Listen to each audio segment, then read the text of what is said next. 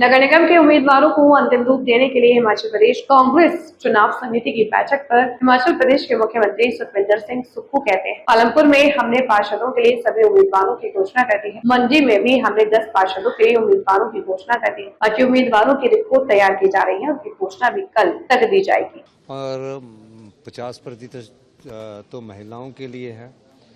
आज मेरे ख्याल तकरीबन पालमपुर के हमारे सभी काउंसलर्स को हमने घोषणा कर दी है। एक आधे में सारे ही कर दिए गए हैं।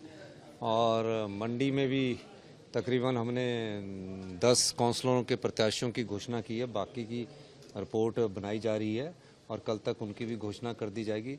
सोलन में भी हमारे 10 या 11 कैंडिडेटों की घोषणा कर दी गई है। उन बाकी की रिपोर्ट्स आज रात तक बनाई जा रही है।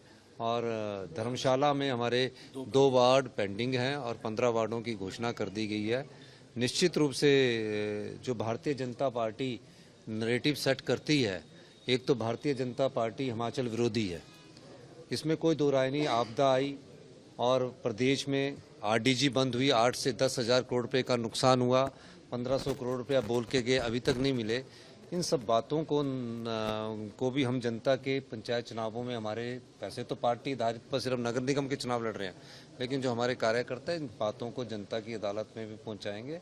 और हम ये कह सकते हैं कि नगर निगम के जो चुनाव होंगे वो चुनाव चिन्ह पर होंगे और प्रत्येक विधानसभा क्षेत्र के चुनाव चिन्ह पर होंगे। जल्दी जो प्रत्याशी है उनकी घोषणा कर दी जाएगी और 17 मई को इसकी वोटिंग है।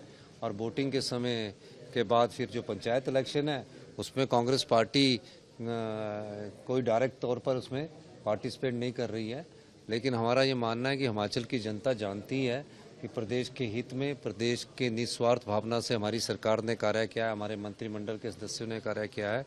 और हम इस दृष्टिकोण से ये देखकर चलते हैं कि भारतीय जनता पार्टी जो राजनीतिक लाभ के लिए, राजनीतिक रोटियां सेकने के लिए हमेशा से मुद्दों विहीन होकर हिमाचल के लोगों का साथ ना देकर